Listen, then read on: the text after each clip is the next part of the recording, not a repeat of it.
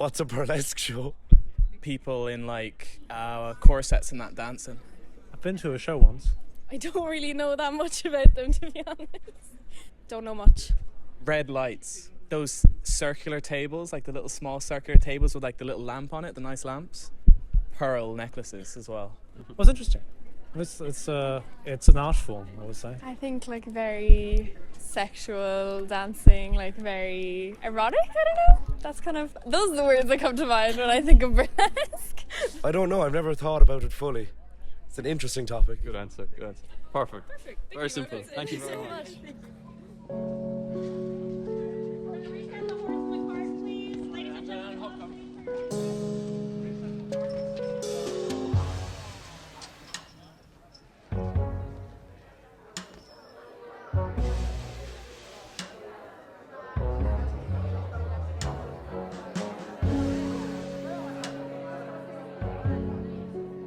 So my name is Bonnie Boo and I am a burlesque performer, dancer, lots of other things from Waterford City. I didn't start burlesque as a let's just do this one day, or I saw it and thought this is for me. It was a real natural progression. I've always danced and always loved comedy and characters and creating different characters using physical movement and my dance form. And I suppose I also have always been in touch with my divine feminine energy, and I just love the idea of just using your body and your sexuality to move in that way. So it was a real natural progression that I just started kind of joining slowly into it. Dance classes for me were like a little sideline passion. I enjoyed it. It was never a career thing. I've kind of consistently taught classes as an adult from my early 20s to now, with breaks in between depending on where I was in life. But it only came to be like one of my main earning kind of jobs in 2015, and it's because I was living in Brighton and I had to move back home because I was really ill and I was like diagnosed with an illness and stuff, and it kind of kept me here, and I started up the classes again as a means of income and something to kind of put my energy and focus into. And that's the year I decided to do all this creatively as a career. It was by accident. Yeah.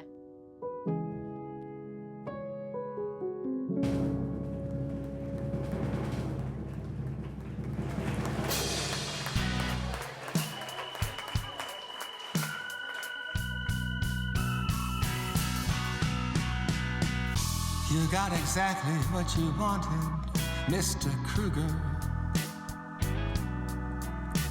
Your perfect royal nightmare, your rose garden massacre. It looked like such. I would think of burlesque as being a halfway mark between the Folie Bergère and a strip club. Lots of feathers, lots of colours, dancing, eroticism, female form, storytelling. I didn't know before that it was based on mocking serious people, you know, or serious politicians or aristocrats or whatever, or serious everyday stories that were being mocked in a comical way. I didn't know that about burlesque. I definitely have touched on lots of different styles, but I think my main thing is musicality, and within musicality obviously then you can have lots of different styles, but I love being able to hit music, hit the beats, bringing my dance background into burlesque. Love my choreography, and I love comedy, so bringing like comedic timing with like good musicality and maybe just boss ass bitch energy. I think that's my thing. Lots of slut drops. Yeah.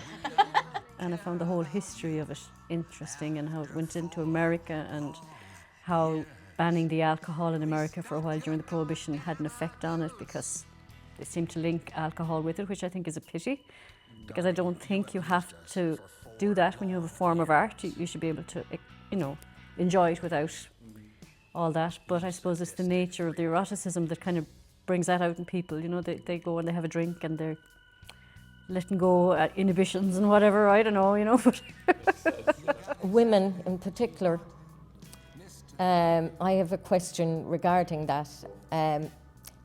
Are men involved? There would be actually, alright, yeah, we were up in Dublin there filming a show recently, and there were actually just as many men there performing as there were women. That would be a huge issue for me, if it was just women showing their bodies, whereas men are getting away with it. I realise now that I know striptease kind of thing is involved in it, but I checked actually, funny enough, today, and they actually go completely naked, some of them, which wouldn't worry me in the slightest, to be honest.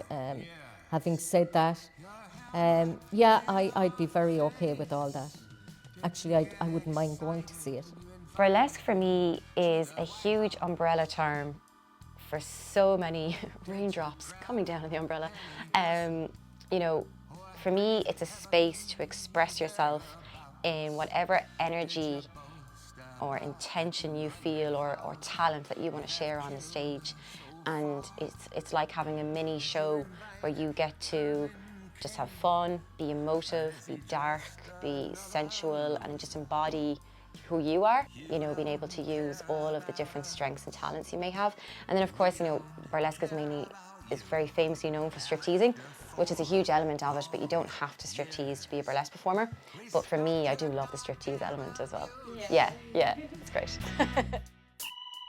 Donnie, you abused us for 4 long years. You sadistic freak.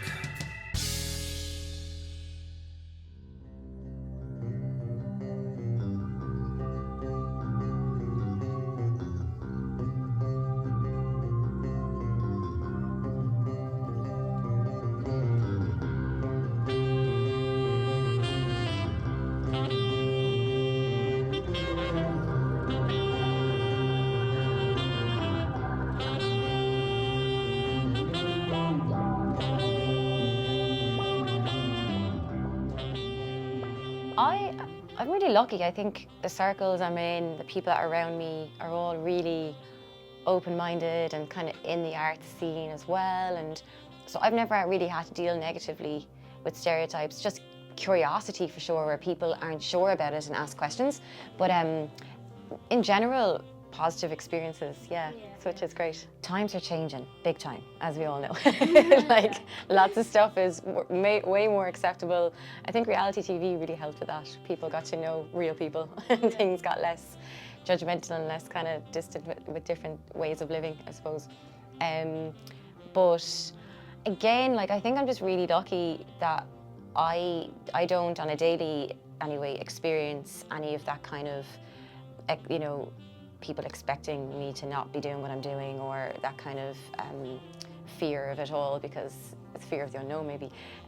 But I think as a whole in the country, Ireland's a lot more open than we give ourselves credit for. I think so. You know, of course, see, the people that shout about things, the things that make the news, is a minority. And I think the majority of people are either really open or don't give two shits what you're doing, really. You know what I mean? I do. So, I don't know. And then I could answer that in a different way as well, do you know, that way? But yeah, it's getting better. So we're Irish, most of us anyway, and we've been going around the country to Dublin, Waterford, Cork here. Seems like the cities seem very comfortable with burlesque, but looking back to Catholic Ireland, and you're from the countryside. Very Catholic background, yeah. Do you think burlesque would have been welcome 30 or even 20 years ago? Probably not. Probably not. I don't know if it would have been an underground thing, you know, and I think a lot of people would have considered it like brothel behaviour, you know, because of the lack of understanding and the lack of education around it, you know, and the whole religious power that the church had here at the time, where I think now people are more open-minded and they're exposed to more of that kind of thing on the internet and everything, so it wouldn't have the shock factor now that it would have had back then. Burlesque is way more PG, I think, in comparison to other things that are on the rise, you know, such as like, there'd be like maybe different fetish nights, kink nights, swinger parties in Ireland, naturists, nudists, whatever they want to, you know, so there's lots of stuff like that going on. So burlesque really, when you think about it, it's like, God, it's very, very tame, you know? Killarney itself, probably fine. I think when you start going down to the outskirts, that's when the issues probably start arising, if you know what I mean. So looking back on Ireland 20, 30 years ago, do you think it would have been... No hope. not a hope.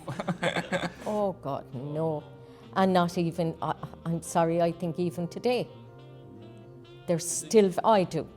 No, I still don't think some of these people that are very, very religious would frown completely upon it.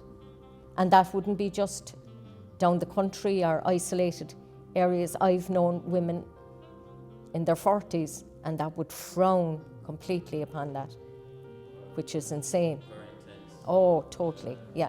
And pushing their opinions on you, you know. It's that thing, I feel like older people, they say they're okay with it, but they'll make jokes about it. And that's to kind of soften the, the uncomfortableness they feel about the thing, like about burlesque even. If they were talking about burlesque, they'd be like, oh, it's fine, and they make crack a few jokes about it kind of thing.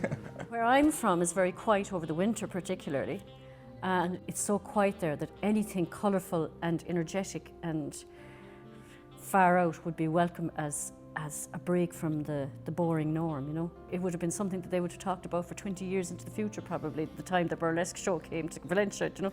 But yeah, I couldn't see that they'd have a problem with it, really. Like, dance yourself free is my tagline, and I came up with that because, like I explained, when I moved back home and I wasn't well, and I was like, and I would have suffered huge anxiety, and movement is like my therapy. So my main focus is for people to move and enjoy their bodies and enjoy what their bodies can do, rather than be a technical 5, 6, 7, 8 dance teacher, which I can give that if people need it. But it's more so just about just feeling good in your own skin. There's so many other things that I've felt so proud about, and yet it's smaller things. So to become fully employed, self-employed in this would be a big thing for me. You know, winning the competition was great, amazing. So it definitely is one of my proud moments for sure, yeah. But I think being able to achieve all the little milestones along the way and to continue achieving new things and unlocking new kind of strengths in what I do, I feel are like moments. I guess you can inspire a lot of people as well with what you do.